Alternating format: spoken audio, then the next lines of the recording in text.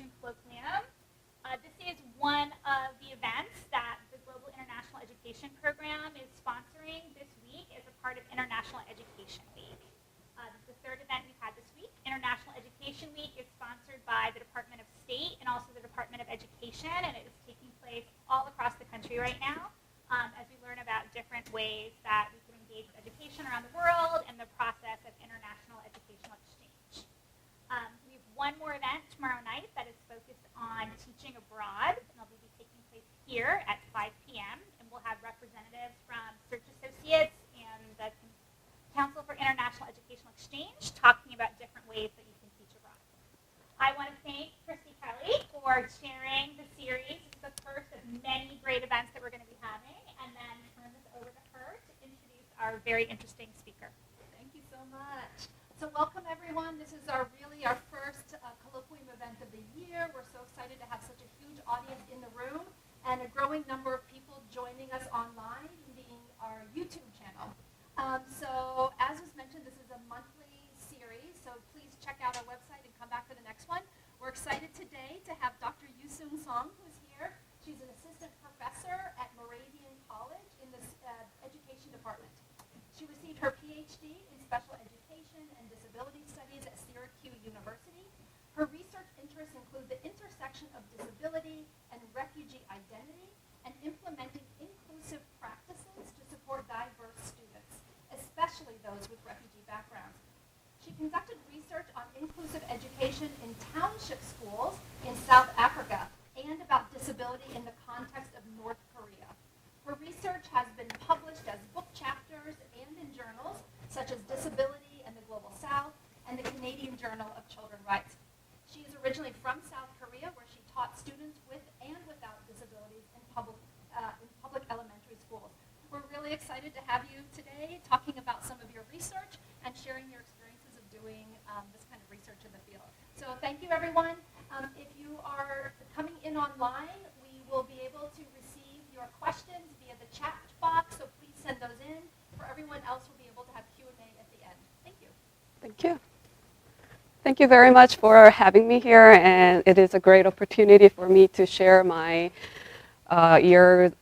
several areas of my research. So I feel so honored and gracious that I get to have this time with you and share all this information and data with you. So I also want to send my acknowledgement to my students and teachers and school leaders who participated into my research as well through and that who helped me to be here.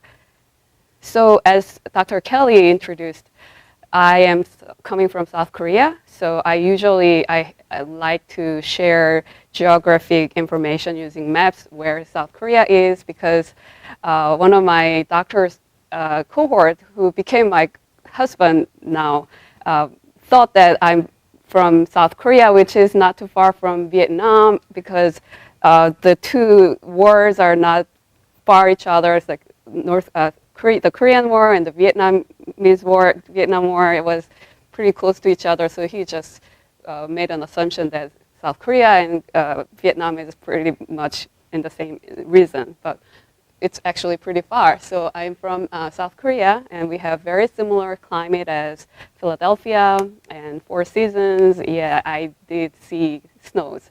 Those are some of the questions that many people ask me when I first say, oh, I'm from South Korea. So yeah, I taught in elementary schools for 5.5 years. And actually, that is a time that I really became too interested in this refugee population, especially from North Korea.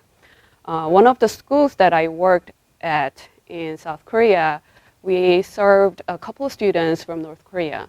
And the reputation about the students and some of my experienced colleagues sort of gave me a piece of advice that, those kids from North Korea are either really slow or having learning delays, or they are very emotionally and behaviorally unstable. And as a novice teacher, I wondered why, and I wondered why they have such a reputation by all these teachers in the school that I used to work at. So that was the starting point that I became interested in this population.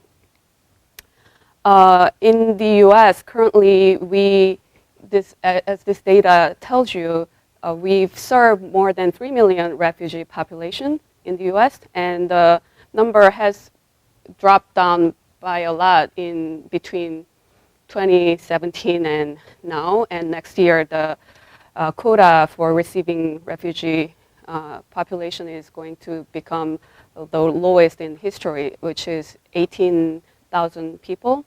So, but still, we have a lot of immigrant students and refugee background students, asylum-seeking students that we are serving in many school settings. So that is how I was able to relate my initial interest about refugee education to the US setting. And I started to looking for some of these research articles and other type of sources to really understand what is the common understanding about refugee students. And all these literature review that I've had so far, sort of identifying them as some group of students having learning delays or poverty stricken and PTSD or trauma field or lack of English proficiency. None of them really focused on their strength as a refugee or immigrant students. So another data in special education field, which I am, what I'm currently doing is saying that refugee students, including other ethnic minority students, are disproportionately identified as having disability or are as disabled.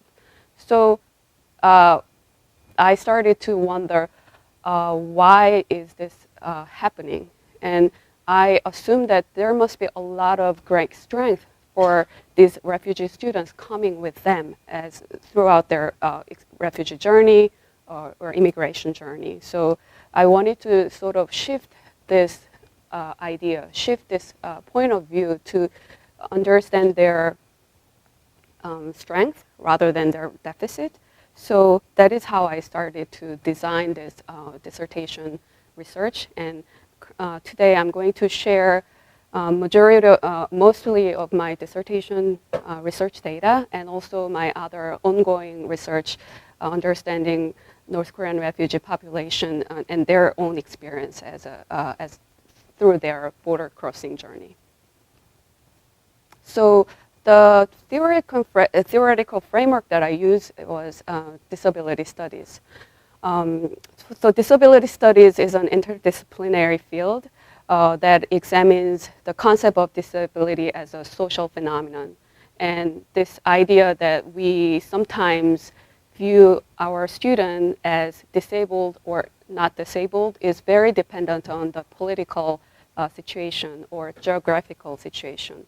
So, for example, the one student with a disability, certain disability, doesn't necessarily mean that they have the same disability in other country, other settings. So when I was growing up, we didn't have such term like ADHD in South Korea.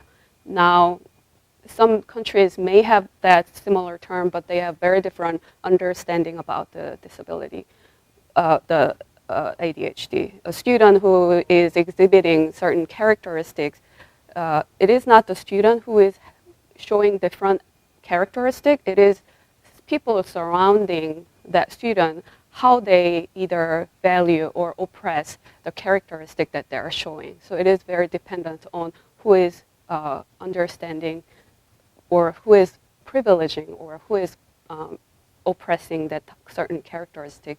That is the main idea of disability studies perspective, and I borrowed that perspective to design my dissertation.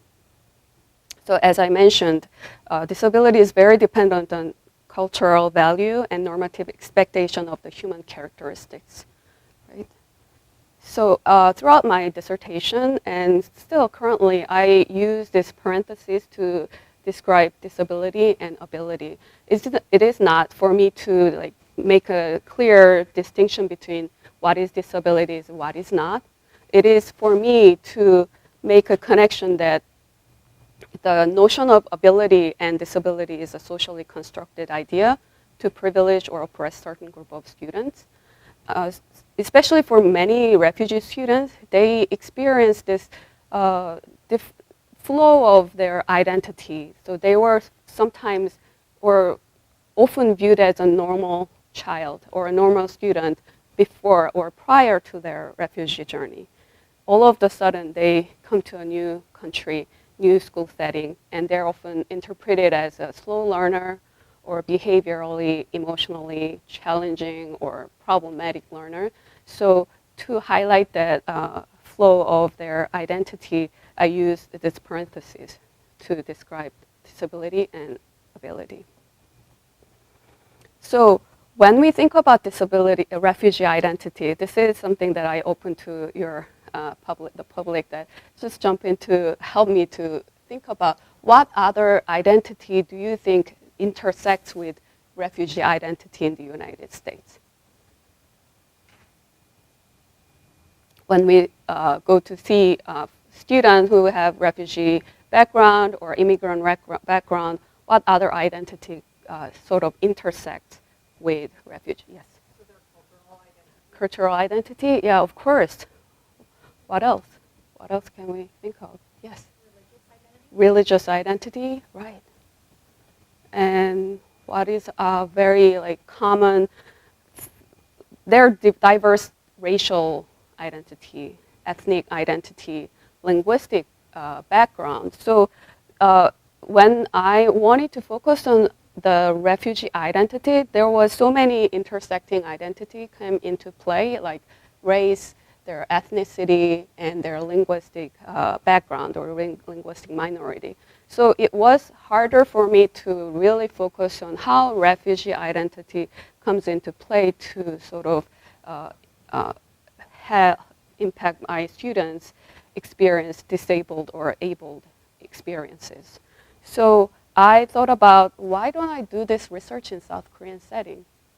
Because in South Korea, it gave me a unique setting, because in North and South Korea, we share same racial background, ethnic background, and linguistic background. So I was able to really focus on refugee identity and disentangle those other intersecting identity. So their schooling experience and their refugee identity, how does it work together? So that is how I became interested in doing my research in South Korean setting. Little that I knew at the time that it was not this simple, like moving away these different identities. It was, and I learned a lot through my research experience, and which I will share with you shortly. So I had several research questions, and today I'm going to share some of the findings from these two research questions. So the first research question that I had was, how disability and ability is constructed and experienced by North Korean students with refugee background in South Korean schools. And the second research question was, how do students and teachers and school leaders who attend and work for an alternative school for North Korean refugee students in South Korea describe their philosophical approach and practices used in the school. So I did my research in one particular alternative school, and I wanted to learn about their curriculum, their educational practices, and their educational philosophy, how they serve this particular group of students. So again, geographic data, but I wanted to focus more on South Korea and North Korea. When I talk about North Korean refugee, I thought, why do we even talk about North Korean refugee? Where is this term coming from in the first place? Because then if Korea is one Korea, we don't have refugee ideas. But since we have two separate sovereign states, we now have this terminology like North Korean defector or escapee or refugee. So I can give you a little bit of background about how this group of population even emerged. So Korea is divided into two, North and South Korea. these two capital cities of Pyongyang and Seoul, which is the capital city of South Korea, capital of North Korea, is not even 120 miles away from each other. It's very close geographically, and it's not a big country. We have 5,000 years of history throughout many different dynasties. The last dynasty of Korea was called Joseon Dynasty. At the end of the Joseon Dynasty, Japan colonized Korea for 35 years. And in 1945, Japan took over their colony from South Korea after the nuclear bomb and everything. So there is very different perspective on that historical event. In 1948, we sort of divided into two sovereign countries. The north part was led by the leader Kim Il-sung, who is following the communist leadership. And then South Korea, the first president of Lee Seung-man, who was following the anti-communist political stance. This is sort of a very sad history in Korea because the division of South and North Korea is the byproduct of the Cold War between the United States and the Soviet Union at the time. There was the Korean War between 1950 through 1953. So more than 1 million people died because of this Korean War. And then the North Korea and South Korea signed the armistice. Ever since then, until last year, when both leaders from North and South Korea met at the Inter-Korean Summit and signed the peace treaty, we were technically under the war. Like, we are sort of taking a break from the Korean War. So this is how we became divided. So if I go back to this, this is 38th parallel line. So it is impossible to cross these borders in between North and South Korea. So I'm going to show you how then North Korean people come to South Korea shortly. So this is a data showing us how many people from North Korea came to South Korea so far. Up until 1998, since 1953, the total number of people who came to South Korea is only 947 people. But then the data grows drastically. In the 1990s, in North Korea, there was a countrywide famine struck entire country, and so many people died from starvation. So that was a sort of a starting point. So many North Korean people left their country, and they moved to China and some other countries, and then they finally came to South Korea. And this graph shows the flow of how the number of people, North Korean people coming to South Korea. And there is another drastic drop of the number of people coming to South Korea. Can you guess what happened in between 2011 and 2012, and why this graph shows such a big drop? Can anybody help me to analyze this data? This is the time when Kim Jong-un took over the leadership, and then the guard on the borders became very much stronger at that time. So currently we have decreasing number of North Korean coming to South Korea, which means decreasing number of North Korean leaving their own country as well.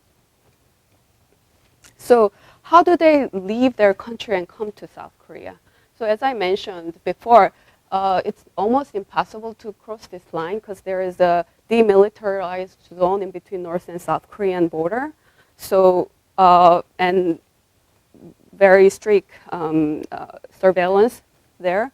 Although I met one of my participants was serving as a soldier at the border, and he crossed the DMZ and came to South Korea. So that was very, very rare case. But most of them usually cross the border, especially on top of that tip of Korean Peninsula, and then they leave through China to another countries. Due to the strong political tie between China and North Korea, any North Korean people whose status is revealed, they're deported to North Korea, and they're facing harsh persecution there. So it became a very difficult place, especially for North Korean people in China. So they have to somehow travel to other neighboring countries, and then they finally go to their South Korean embassies in either Thailand or Laos or Vietnam or Mongolia. So then they can finally come to South Korea. So it takes a lot of time. So many people, and their journey, the degree of safety of their journey, also very dependent on one's social capital. So if you're able to hire a smuggler who is usually helping you to escape and travel rather safely in China and move to other country, then their journey can be as short as 3 months or 1 month. I've seen a person who came to China and got fake identification and flew from China directly to South Korea. But that is also very dependent on their social capital. One of my student participants spent 10 years in China. While they're in China, it is a very different experience before they left their own country and after they came to South Korea. So usually the journey of escaping or a refugee includes multiple border crossing. While they're in China especially, they have to hide their North Korean status. Otherwise, they will be deported. While they're in China or any other places as a refugee, they don't have formal education. And especially female young adults are facing trafficking, so they are often trafficked and sold to men, and mostly living in like rural area who don't find their domestic partner in their setting, so they are sold to that kind of setting and sometimes spend a couple of years there. Healthcare and food shortage is another aspect that is hurting their mental and physical health. So this is one of the the quote from my interview from my previous research. This young woman who escaped North Korea when she was 17 years old. She was trafficked 3 times. So once she first trafficked, she escaped. She ran away, and then she got caught again. She was sold to another place. She ran away again, and then 3rd time she was sold again. So she says, I didn't know that I was going to be trafficked when she was leaving North Korea. I was even sold 3 times. At first, I was sold to a very poor man who was living in the middle of nowhere. I didn't even know where I was sold because I couldn't understand any Chinese language. I didn't know what the man she was sold to, was doing. I was only 16 years old at that time. So this is what her anecdote after her first experience of trafficking. And she said, if I was caught by Chinese police, then I will be sent back to North Korea, which is the end of my life. So I didn't have any option but following the trafficker. And then the 3rd time, she said, this guy who was sold for her to the third time had a disability, but his family was rich. He was about 24 years old, but his mental age was like 7 years old. He couldn't speak and he couldn't potty himself. His parents bought me to take care of their disabled son. I was there for 2 years. I was locked inside the house so that I couldn't run away. I could not go outside for about 1 year. So this is, she was sharing her experience, and you may find some like interview or news articles from BBC or CNN interviewing these female North Korean people who are trafficked in China. So it's not that uncommon. But at the same time, one thing that I want to highlight is that although this condition is publicized, a lot of criticism actually pointing female North Korean refugees for them like selling their own body for their own freedom. But actually it is not their own, many times it is not their own decision. They're forced to make this kind of decision. So that is something that I wanted to highlight. So these many challenges that they face during their refugee journey also directly relate to their own schooling experience once they settle in a new country. So the school that I did my dissertation research is called Hankook School. It's a pseudonym, and there will be only very limited information that I can share with you about the school and the participant, because I wanted to protect their privacy. So there might be some question that I may not be able to answer if it is too related to their privacy. So the mission statement of the school actually caught my eyes, and they said the experience of being a refugee is an asset for students in their effort to become leaders for post-unified Korean society. And I was like, yes, this is what I was looking for. How can we use a strong students' strength and strength-based curriculum? This is what I was looking for. So I started to connecting teachers and school leaders in the school, and that's how I got a permission to do my research in 2017. So I did my participant observation for 3 months in the summer and 1 month in the winter in 2017, which is an equivalent time period of one school semester in South Korean calendar, for South Korean calendar.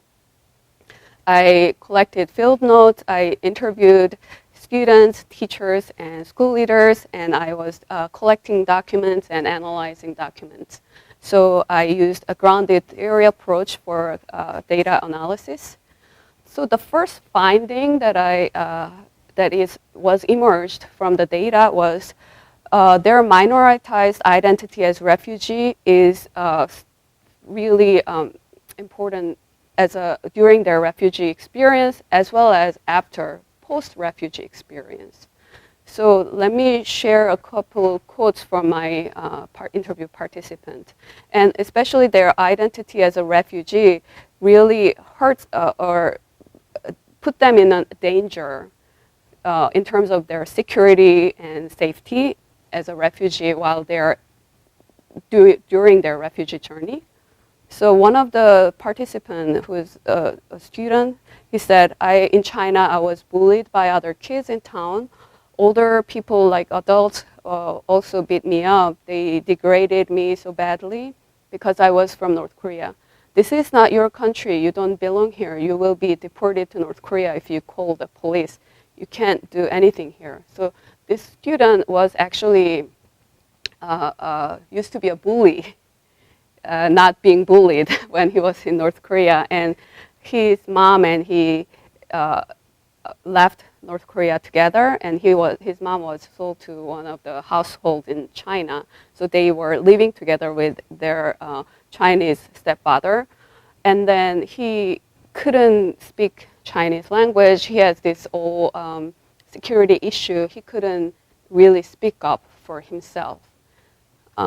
Another student who spent 10 years in China, he said, I was 9. My dad sent us a smuggler who helped us cross the border.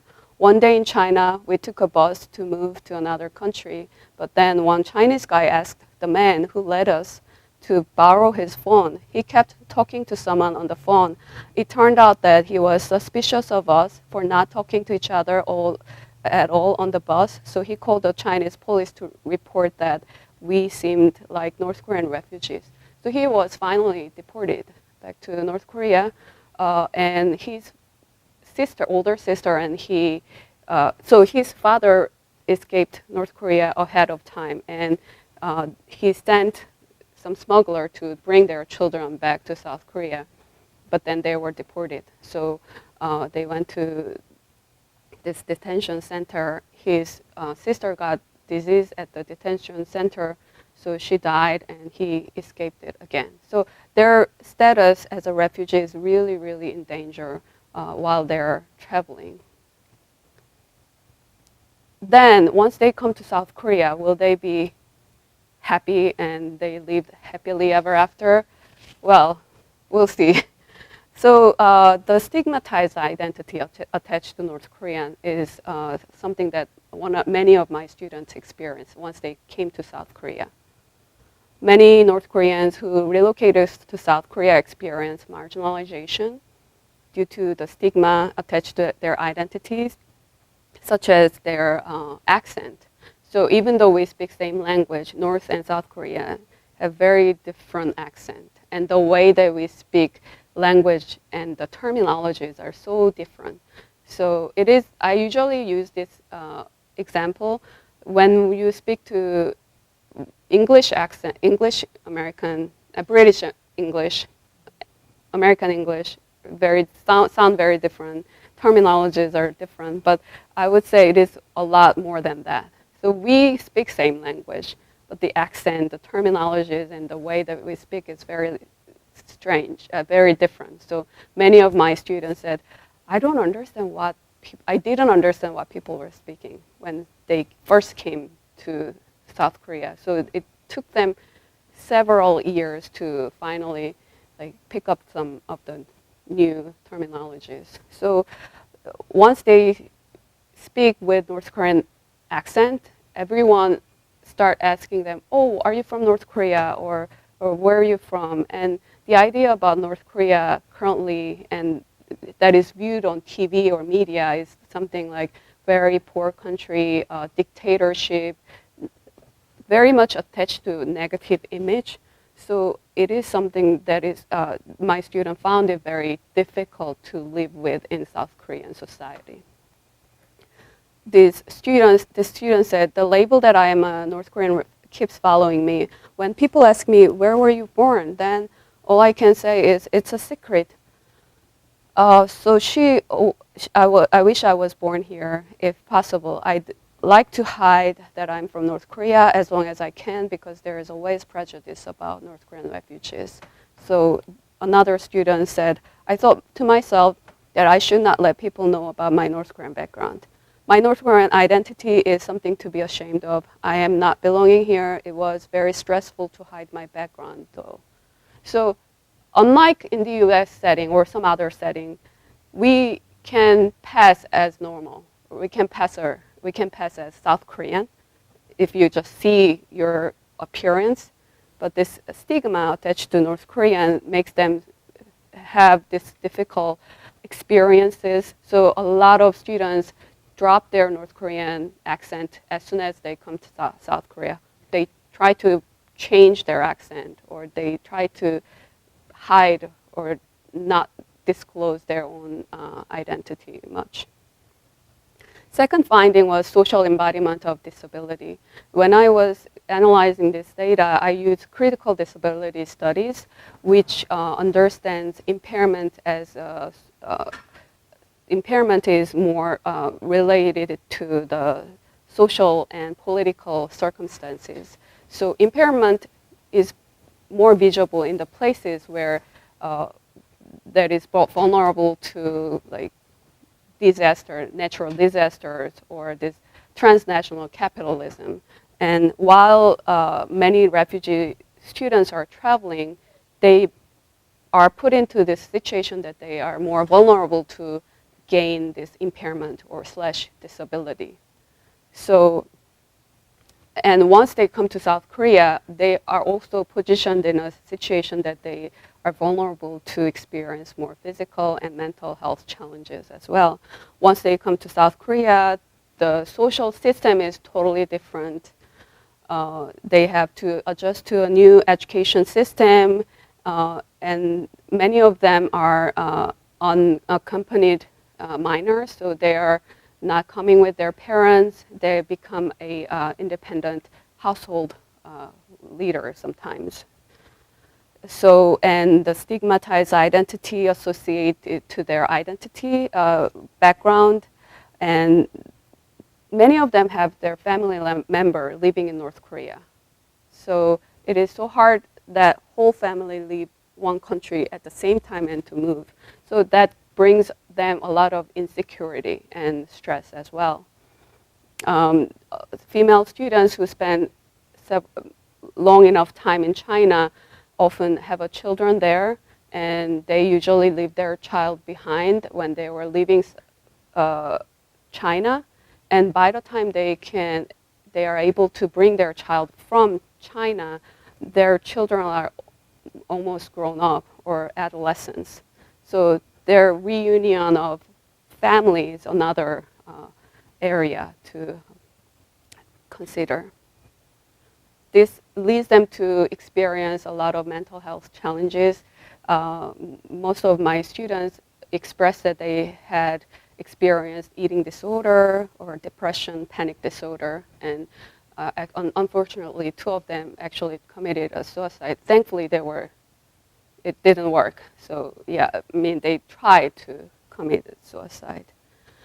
And their academic identity. Many students who used to be called a model student are considered very slow learner in South Korean school setting. So it's becoming an social embodiment of disability, especially in school setting.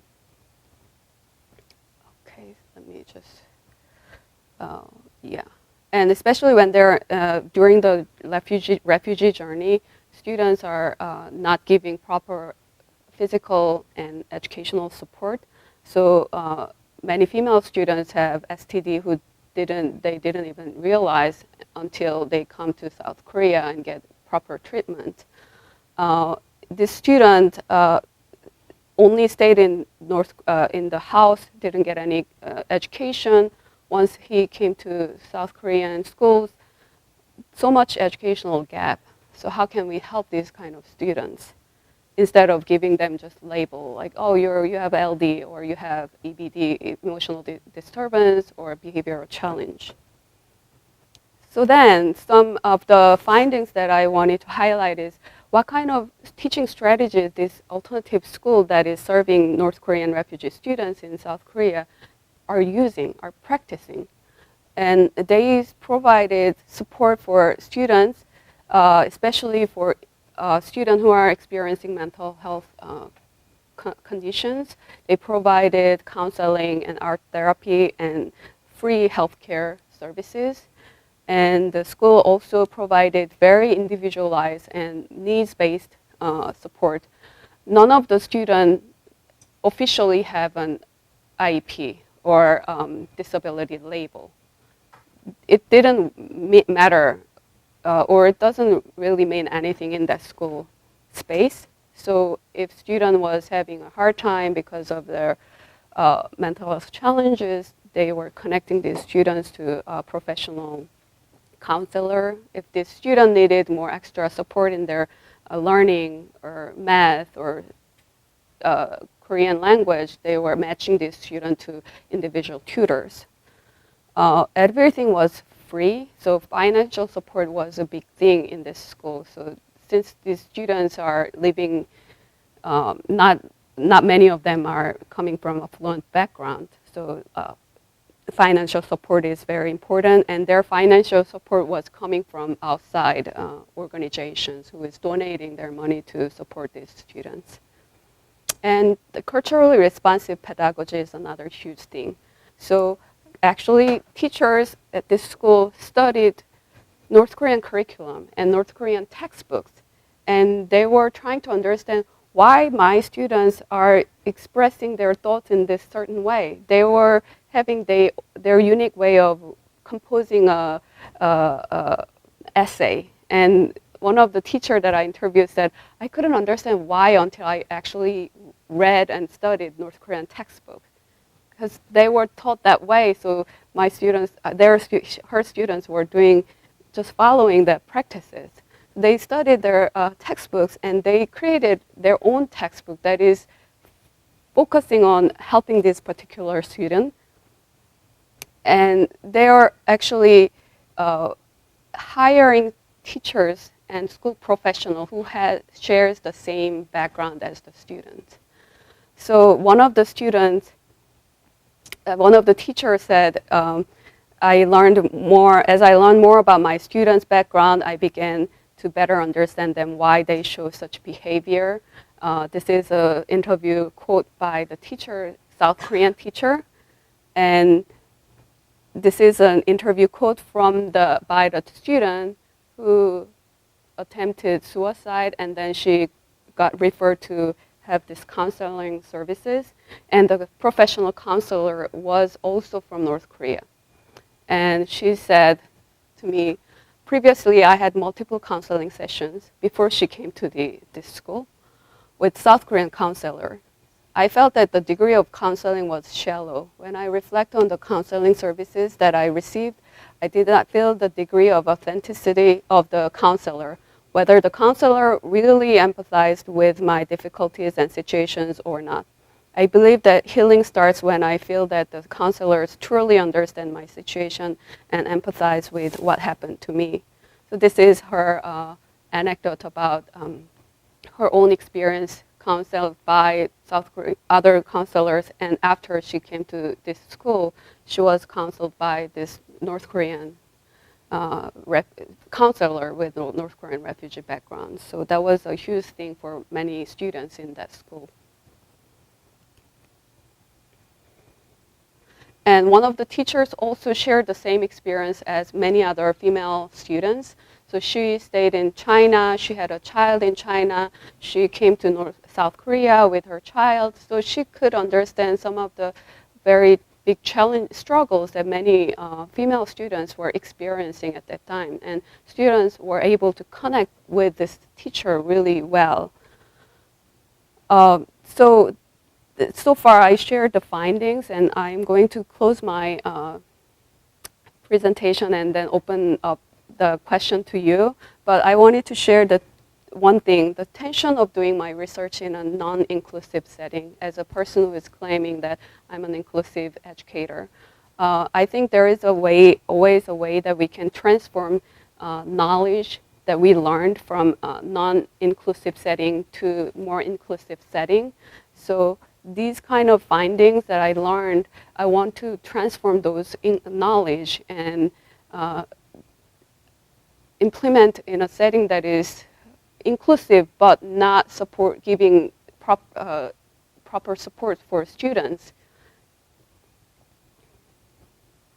And these are some of the significance and implications of the findings that I thought about. So we talk a lot about culturally relevant teaching or pedagogy, and we talk a lot about school culture or like zero tolerance policy. What does it mean to our student? If student makes a couple mistakes, they're expelled from their school and then they don't have any place to go. Many of the students who was in that alternative school was kicked out of their mainstream school. And that was the place to really support them in that alternative high school. So I wanted to give some of the, share some of the implications with you as I'm closing my talk. And feel free to ask me any questions about the research, about my experience as a researcher, or anything. Yes. Thank you so much. So we have about 15 minutes for questions. So if you'll just raise your hand, I'll let Dr. Song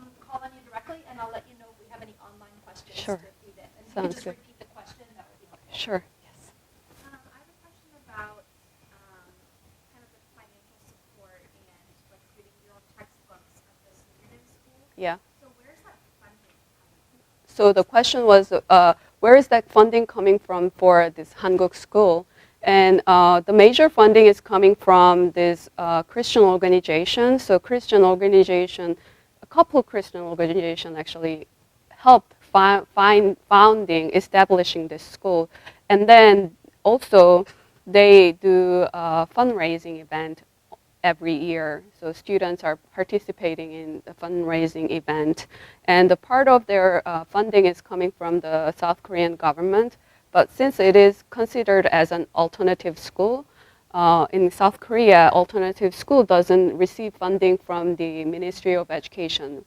But we have this sector called Ministry of Unification. So Ministry of Unification is funding this school. About 50% of the school funding is coming from the Ministry of Unification, but it is not consistent. So it doesn't guarantee every year funding, yeah. Any other questions? Yes? Thank you so much for the presentation. I was wondering, I had a question about the school and all of the resources that they help with the students. Do they also provide resources that focus on helping the families resettle, like work or resettlement? So the question is about if the school is helping students resettlement in South Korea and their family members. I would say no, but the common process for North Korean refugees coming to South Korea looks like this. So they are going through this intensive investigation. People say that through this investigation, 1 out of like a couple hundred people are turned out to be a spy, like from North Korea. So anyway, they have to go through this intensive background check and investigation. And then there is this institution called Hanawan, which is the educational rehabilitation center that newly arrived North Koreans are educated about this new society and new, and in that setting they do go through a lot of paperwork. So I've seen they get to take some courses related to their job or learning job skills. They can earn driver's license there if they want, and some other job-related courses like computer skills and other stuff. Yeah. Oh, and also newly arrived North Korean refugees are matched to local police officers up to 5 years, I think. So they do like monthly checkup type of thing. So they meet regularly, and if they need some legal help, they can check with their local police officer. Yeah. Any other questions? Yes, and then. Can you talk a little more about how the students end up in this school? Okay, so how these students end up to this Hankook school, alternative high school, their background is very, very different. So there are students who is coming directly from Hanawan, that 2-month institution, to this school, because there are several of this kind of alternative schools serving North Korean refugees students or children of North Korean refugees. They come to that Hanawan and they introduce themselves to school-age children and their parents.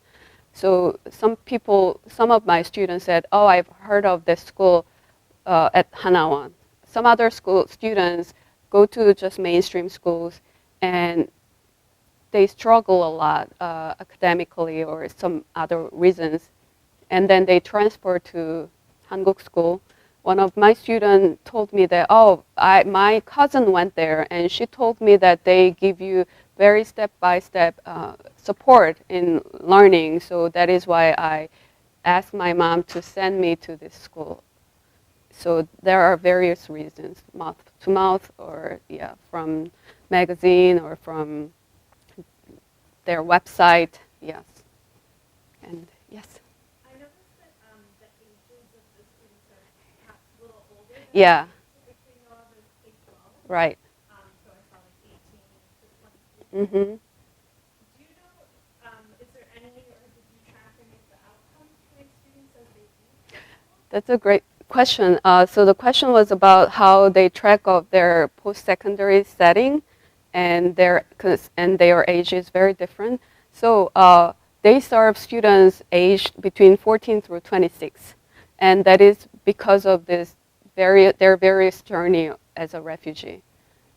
Even though they're 23 years old, they may not have elementary education degree. So in this school, they help these students get the GED for elementary school, middle school, and then finally high school. Their post-secondary transition to post-secondary work is actually my other line of research. So I'm going back to South Korea in December, and I kept a relationship with all those participants. Many of them are in college, some of them are in workplaces, so I'm going to interview them and how they found their education in this non-inclusive setting influenced their transition to Korean society or college or university or their workplaces. Yeah. Yes. Very, very great talk. Thank you. I realize that you use the grounded theory method.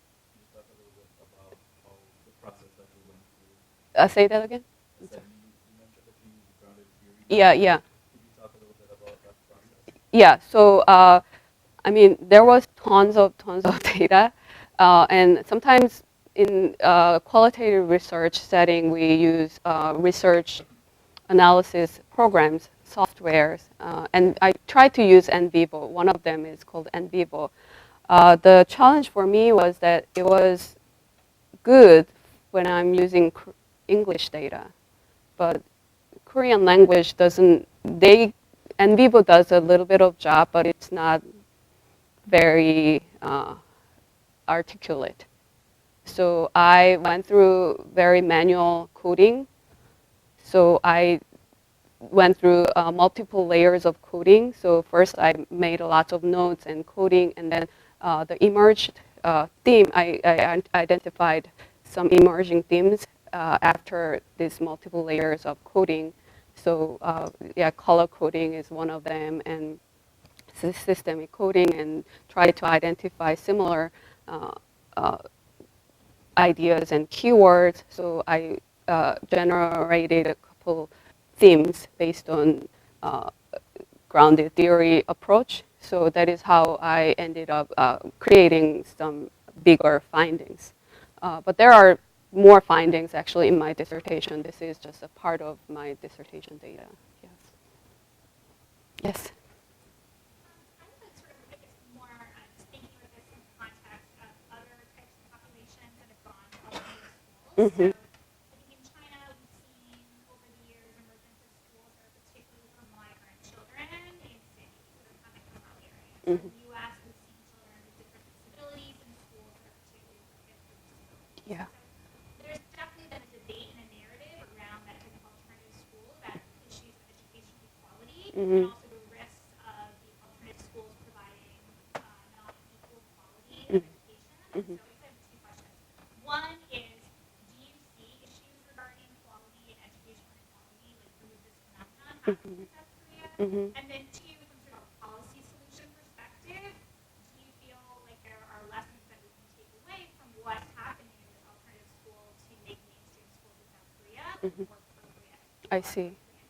I see. Yeah. So if I answer your second question first, so the policy level so the question was about the existence of this kind of alternative school setting. What does it mean to the policy or any other responsibility that other mainstream schools are taking? And for my understanding, and I also wrote in one of the chapters in my dissertation, is that the existence of this type of alternative school clearly tells us that our policy and our mainstream school system doesn't serve this group of students, right? If they were receiving what they the educational support that they needed in mainstream schools, there was no reason why they have to gather together in this non-inclusive setting. But then, because they have this place to go, mainstream schools or policy doesn't really have to think about nitty-gritty thing to support these students, how to, right? So it is kind of very love and hate kind of situation that we, in this school, they provide great educational support for this particular group of students, but because of the reason that they are here, mainstream schools don't really pay too much attention to diversifying their educational practices and think about how we can serve better of these minoritized students. And in this, to answer your first question, in this school, as an outsider and as an educator's perspective, and as a person who used to be a teacher, I found their work is above and beyond what teachers can do in public school setting. I could not compare what I used to do or what typical Korean schools does compared to these teachers or what they're doing in this school. In terms of the curriculum, they are an alternative school, so they don't legally have to follow the mainstream curriculum, but the curriculum is, in and of itself, is meaningful for every single student, and trying to help them to how to better, how to become an independent person in South Korean society. But at the same time, I found that a lot of times the stance that teachers take is more assimilation stance.